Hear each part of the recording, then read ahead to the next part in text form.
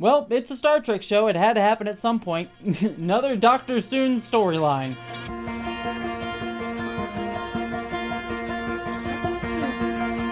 Hello interwebs, I hope you're all doing well, and I'm here to review the 15th episode of Star Trek Prodigy, Masquerade, and I checked the title of the episode before recording this time. So first things first with all of you, I actually am recording this review several weeks before you're going to see it because I was actually given these batch of 5 Star Trek Prodigy episodes all at once as screeners. Which is great. I got to see them all once and early and review them early. It kind of made my schedule a little bit nicer.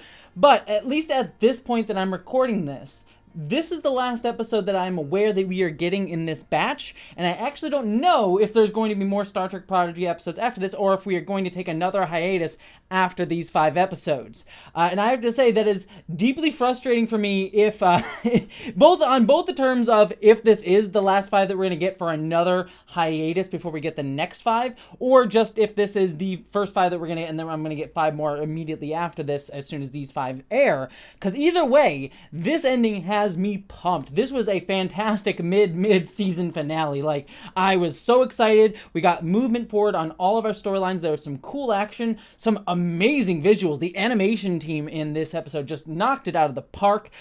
We got some answers to some questions as well, and we got some great setup for the future of this series with a phenomenal twist that I did not see coming and yet kind of makes sense, and I am very excited to see where this is going to go. So I know I had a lot of frustrations about last week's episode, but coming into this one, they definitely course corrected after that one frustrating one, because this was fantastic. And I have to say, if this is the mid-season finale that we're getting here, these batch of 5 episodes, barring one that frustrated me, but I still had things that I liked about it, this has been a fantastic batch of 5 episodes for Star Trek Prodigy.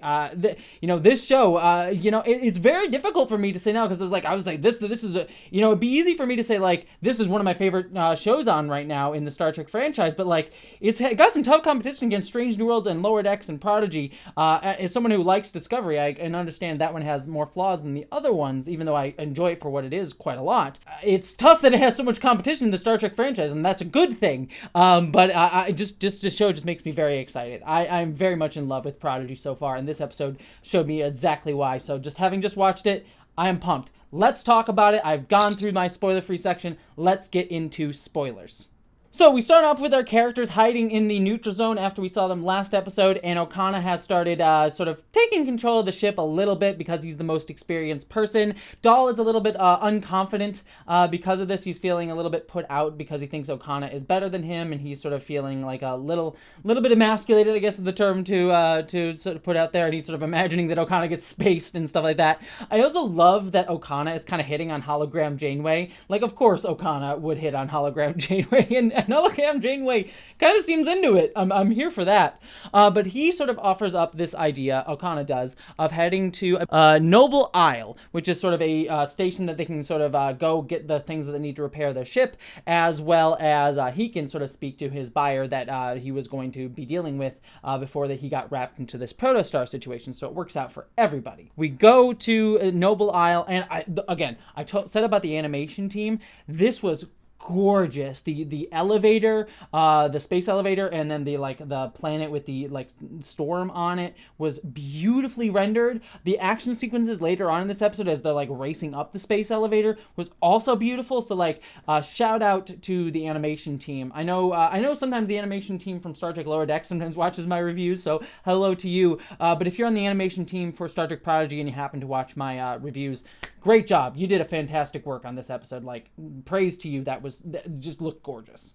But then we learned that because this is a sort of out-of-the-way place for people to go, there's a lot of different scientific work that's being done here that is outside Federation regulations. And as soon as I heard that, I was like, genetic augmentation, that's the thing. That is the only major, outlawed Federation science that we know of. So they're clearly going to bring it in here. And of course, I was right, because we meet Dr. Xiago, I believe is her name, who's this genetic augmentation scientist who meets up with them Okana reveals, like, hey, I'm sorry I couldn't get you your stuff, she seemed very magnanimous about that. Normally, I thought the storyline was going to go, like, she was going to betray them. It's like, you didn't get me my parts? Well, you owe me, Okana. And then, like, would have to, like, do a whole thing to, like, get out of her clutches. But I'm glad that that's actually not how the storyline went. It was, she was actually like, well, that sucks, but I guess we'll deal with it. The Federation's annoying. But then she reveals to Doll the big piece of information that we've been wondering all season about where did Doll come from, and it's revealed that he is actually an experiment done by Dr. Soon, and I'm like, every Star Trek show at some point has to have a Dr. Soon storyline. So, I guess not every single one, but there is still an overabundance of Soons. Anywho, this was an interesting development because Doll is actually human, and that's why he doesn't have parents, because he's a son of a hybrid. And I loved that idea. That's sort of an intriguing take for him. I am curious how that's going to develop as the season goes on. Does that mean we're going to get a Brent Spiner appearance as, like, Arc Soon or something, for example? I'm just curious what this development means, not just for his character, but for the ongoing storyline with him, is that there's something greater that he's a part of. But it is an intriguing little piece of information that we're going to get. And clearly the Federation wants him for some reason, as we saw in episode 11. So I'm curious to see where that storyline is going to eventually head once we deal with this Janeway Diviner situation that we've got going so far. Also, at the same time, because Doll is feeling a little bit put out by Okana, he decides to sort of get his body augmented and have some changes done to his body so that he can be faster, smarter, all these things, stronger, better, faster, harder, as they say, and he wants to show up Okana because he wants to sort of say, I'm better than him. Jumping over to the Janeway storyline, we have the Trill Ensign, Asenia, who I haven't mentioned her name much in the past few episodes. She's appeared here and there, but I haven't really thought about her much, but she's been given subtle characterization, and we're given a little hint here for what's going to be coming as the twist at the end of the episode, in that she wants to go into the neutral zone against Federation law. And I like that Janeway's like, no, we are not going to do that. That would be against law, but we should watch because the Romulans definitely would do that. That's definitely a thing that they would be doing. And I like that the ensign here sort of giving that like kind of suggestion, sort of hints at who she really is. We'll talk about that at the end. Loved that. But then the Romulans arrive on this depot, and they take over the Protostar. I also should say the Romulans their suits looked really cool. I like the updated, like, Tal Shiar look of them. And they also stop and capture our crew down on the planet. And Okana just says, like, I'm peacing out. I was surprised that the Romulans let him go, that they just trusted that he wasn't actually part of this plot. They're like, yeah, you can get out of here. I was like, they probably would have taken him too. But, you know, for the purposes of the story, that's a nitpick. Anywho, Doll uses his augmentations to sort of change things up and get away from the Romulans, but it obviously starts changing his body beyond what he expected. I like the one reference where he's sort of like getting sick at it. He references like, oh, I might be having a third arm developing, and I'm like, that's a reference to the Indosians, the three-armed aliens from Star Trek the Animated Series and Star Trek Lower Decks. Liked that. And so they're escaping. We have this really cool action sequence with the crew racing up the space elevator, running away from the Romulans. You get Baby Murph, or New Murph, I'll call him, just going after and being the new security officer and attacking all the Romulans and knocking them out. That was adorable. I also loved Murph, like, sort of shielding them with, like, his body on the elevator. That was really cool.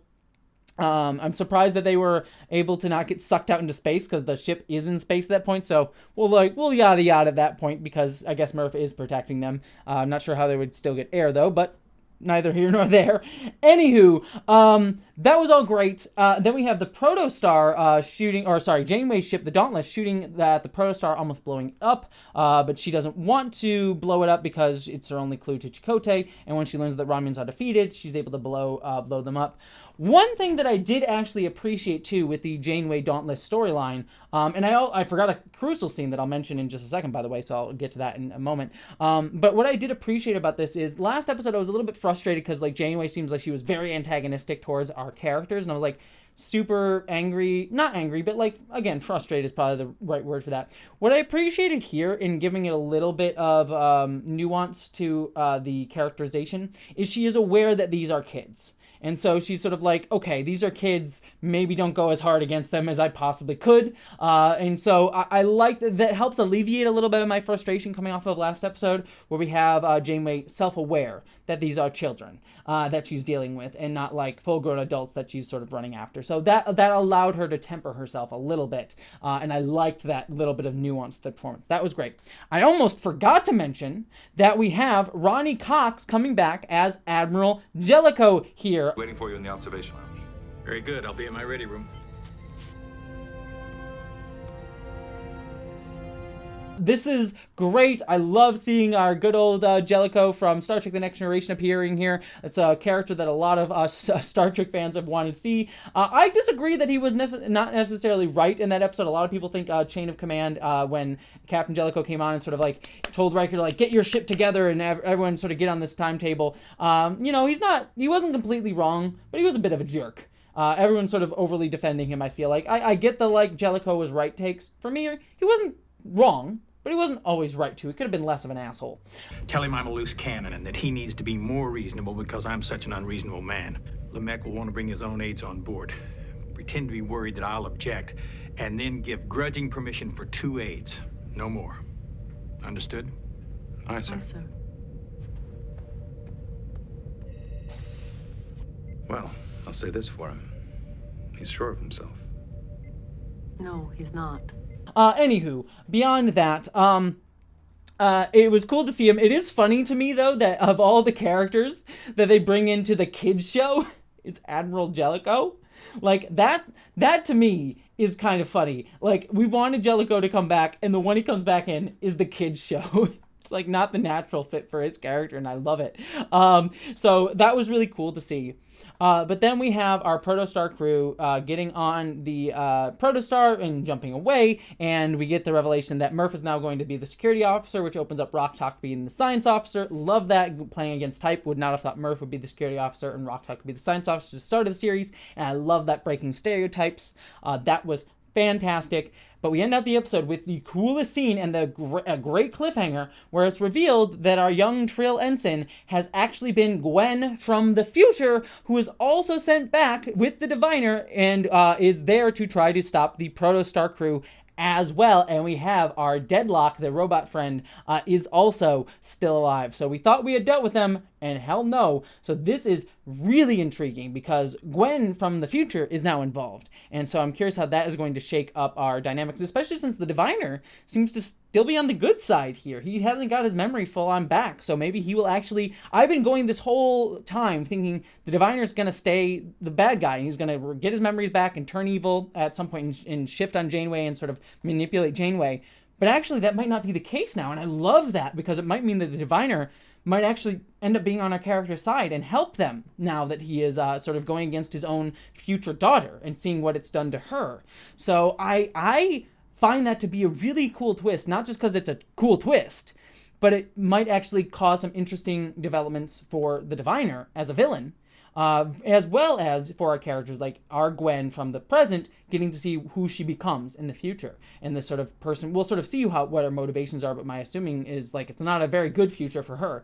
And so wanting to sort of change that for herself will be interesting. So great twist, has me very excited for the future of this series. And like I said, I do not know as of the time of this recording if we're going to get more episodes after this immediately, or if we're going to have another hiatus. If it is another hiatus, that is very frustrating. I've been frustrated with how Nickelodeon/Paramount has decided to dole out these episodes.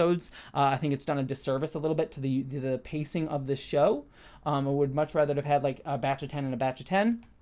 But that is not the fault of the writers by any means. Taking the show on its own merits, this has been fantastic. Outside of last episode, which I had some frustrations with, which just the episode helped smooth over a little bit, these past 5 episodes been great. I really love Prodigy. As I said at the top, I think that this is definitely one of the top tier Trek shows going on right now. It's difficult for me to say my favorite because I think that's still Lower Decks, most definitely. But it's definitely giving that both that and Strange New Worlds, as well as Discovery and Picard, some stiff competition. So this is great, fantastic, loving Prodigy. I'd love to hear your thoughts though. Let me know down in the comments what you're feeling about Prodigy and the return of Admiral Jellico and that twist at the end. But beyond all of that, I hope that you all, my friends, live long and prosper.